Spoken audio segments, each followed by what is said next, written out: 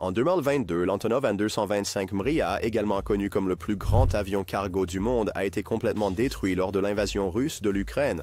Les dégâts étaient si importants que beaucoup pensaient que ce serait la dernière fois que nous entendrions parler de ce géant de la guerre froide.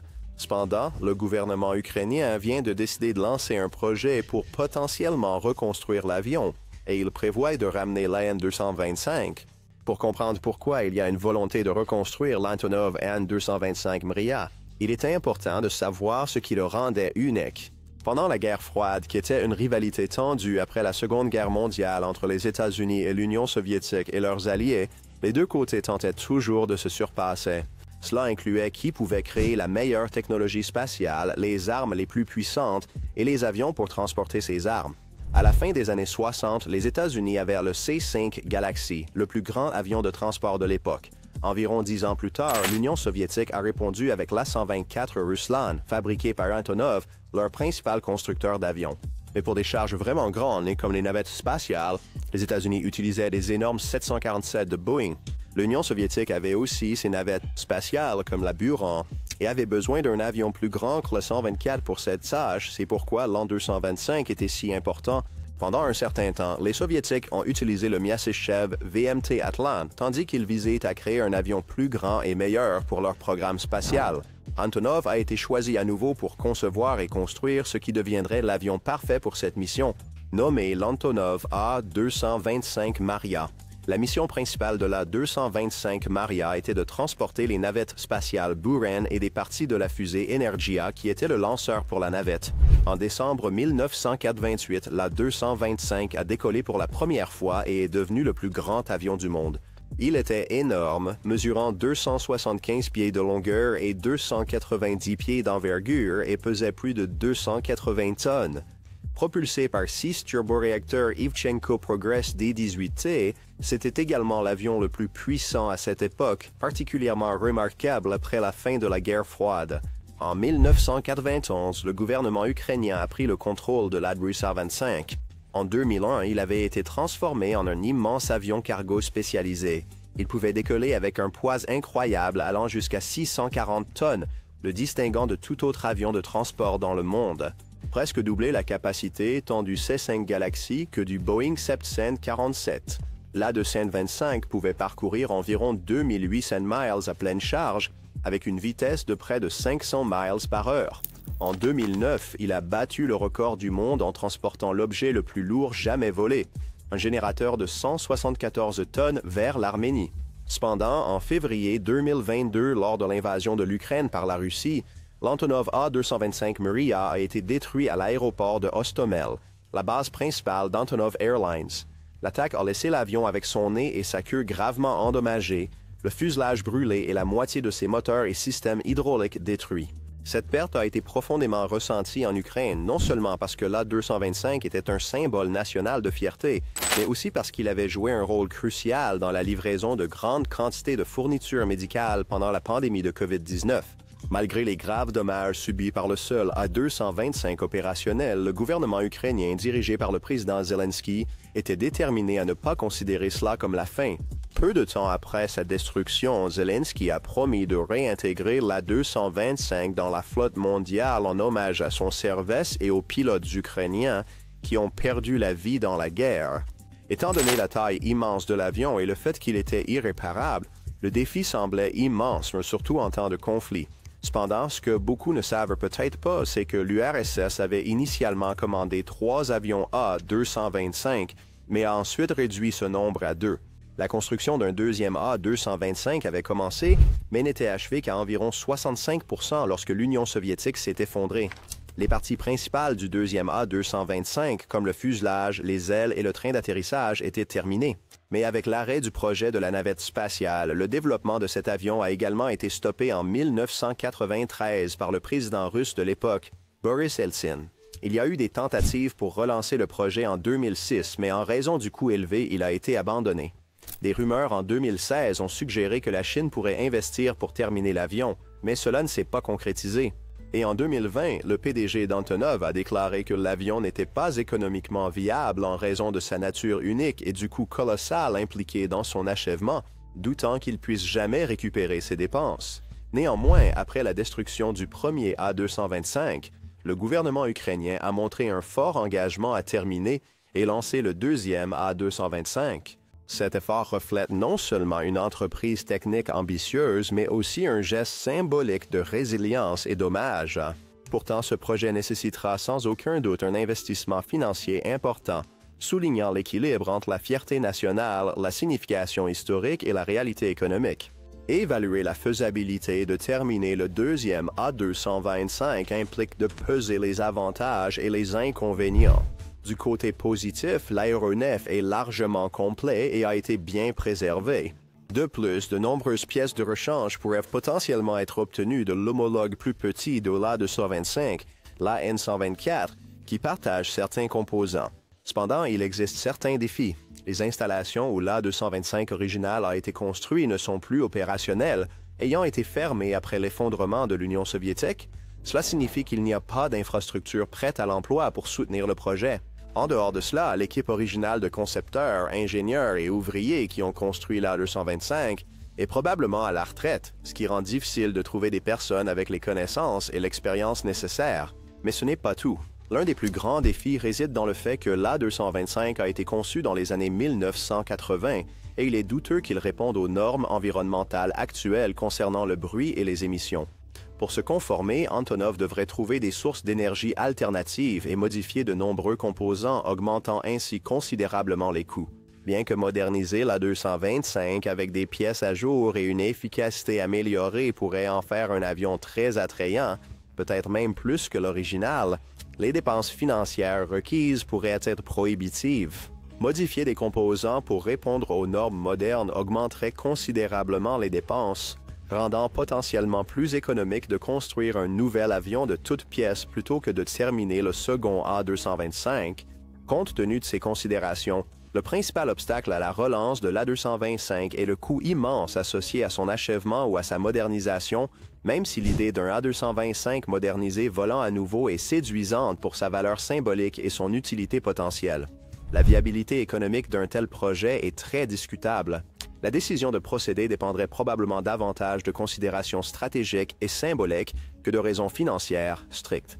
Les chiffres actualisés présentés par le président Zelensky et la compagnie de défense de l'État ukrainien mettent en évidence un écart frappant dans le coût estimé pour ressusciter l'Antonov A225 Maya, avec des chiffres initiaux autour de 550 millions de dollars. Révisé de façon spectaculaire à un montant stupéfiant de 3 milliards de dollars, ajout supplémentaire. De plus, les experts anticipent que le réveil et la préparation du nouvel A225 pour le vol pourraient s'étendre sur au moins 5 ans. Cet investissement et ce délai significatif mettent en avant le débat sur la valeur de la fierté nationale par rapport à l'allocation pratique des ressources, surtout compte tenu de l'utilisation spécialisée de l'appareil.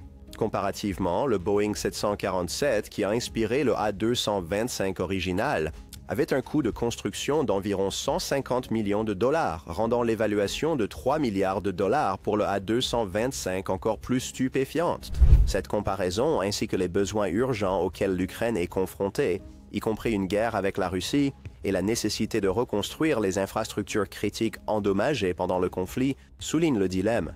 L'estimation de la Banque mondiale, selon laquelle plus de 411 milliards de dollars sont nécessaires pour reconstruire l'Ukraine, suggère que les fonds importants requis pour terminer l'A225 pourraient peut-être être dépensés de manière plus efficace pour les efforts de reconstruction nationale. Cependant, l'A225 Mriya revêt une importance symbolique profonde pour l'Ukraine, incarnant l'espoir, la puissance et la résilience. Par conséquent, la décision de poursuivre l'achèvement de l'A225, malgré ses coûts élevés et son utilité directe limitée, reflète une perspective plus large sur l'identité nationale et la fierté. Le débat sur la justification d'un tel investissement continuera probablement. Face à la tâche colossale de ressusciter l'Antonov An-225 Mriya, le chemin à suivre pour le gouvernement ukrainien dépend de l'obtention d'investissements externes, compte tenu des exigences financières substantielles. Des rumeurs d'intérêt provenant de personnalités de haut niveau comme Richard Branson, cofondateur du Virgin Group, laissent entrevoir des sources potentielles de financement. Bien que des engagements d'investissement tangibles semblent absents pour le moment, dans un effort pour relancer le A225, le PDG d'Antonov a lancé une campagne de collecte de fonds en mars 2022. avec l'ambition de commencer la phase de conception d'ici novembre de la même année. Une partie de cette initiative comprend le démontage minutieux de l'épave de l'appareil original pour récupérer des composants utilisables pour la construction du nouvel avion. Cette approche représente non seulement un effort pratique pour gérer les coûts, mais symbolise également une détermination à préserver et perpétuer l'héritage de le 225 original. En plus de rechercher des fonds, Antonov a engagé des discussions avec des entreprises d'aviation mondiale et des clients potentiels pour de futures opérations de fret, visant à établir une base pour la viabilité commerciale de l'avion après sa restauration. Ces efforts soulignent la stratégie multifacette qu'emploie Antonov non seulement pour financer, mais aussi pour justifier l'investissement dans le retour de la 225 en mettant en avant ses avantages économiques potentiels. Microsoft a contribué à l'effort d'une manière unique en incorporant un simulateur de vol A225 dans leur populaire jeu vidéo de simulation de vol. Lancé en février 2023, cette édition offre aux joueurs une expérience virtuelle détaillée du pilotage du Mriya, avec des modèles précis de ses pièces, systèmes avioniques et dynamiques de vol. Proposées au prix de 20 $, les recettes de ce contenu téléchargeable sont consacrées au fonds de reconstruction de l'A225, alliant divertissement et initiatives caritatives. Ces approches diverses de financement et de promotion du projet A225 reflètent la stratégie globale d'Antonov pour surmonter les défis financiers, techniques et promotionnels liés à la renaissance de ce légendaire avion. Par le biais de campagnes de financement participatif, de partenariats et de méthodes de collecte de fonds innovantes, Antonov mobilise le soutien et l'intérêt de la communauté mondiale de l'aviation pour transformer en réalité le rêve ambitieux de faire voler à nouveau le Mriya. La révélation que l'Antonov A225 Mriya original aurait pu être potentiellement sauvé de la destruction ajoute une couche complexe à son histoire. Des rapports indiquant que l'appareil était en bon état technique juste avant l'invasion de la Russie suggèrent qu'une évacuation rapide aurait pu être possible. La décision de ne pas déplacer la Mriya vers un endroit sûr, comme Leipzig en Allemagne, avant l'arrivée des forces russes, a conduit à des accusations criminelles contre l'ancien directeur général et plusieurs cadres des entreprises d'État Antonov. Leurs rôles dans les décisions ayant conduit à la perte de l'avion sont scrutés, indiquant une situation où des erreurs stratégiques et des décisions controversées ont joué un rôle dans le sort de cet avion emblématique. Ce développement non seulement jette une ombre sur la perte de l'A225, mais soulève également des questions sur les responsabilités et décisions des responsables à des moments cruciaux. La possibilité que le MREA aurait pu être préservé souligne l'importance de la prévoyance et des mesures proactives pour protéger les actifs précieux en période de conflit. Les actions juridiques qui s'ensuivent reflètent la gravité de la perte, non seulement en termes de fierté nationale et de progrès technologique, mais aussi en ce qui concerne la responsabilité des individus chargés de la gestion de tels actifs.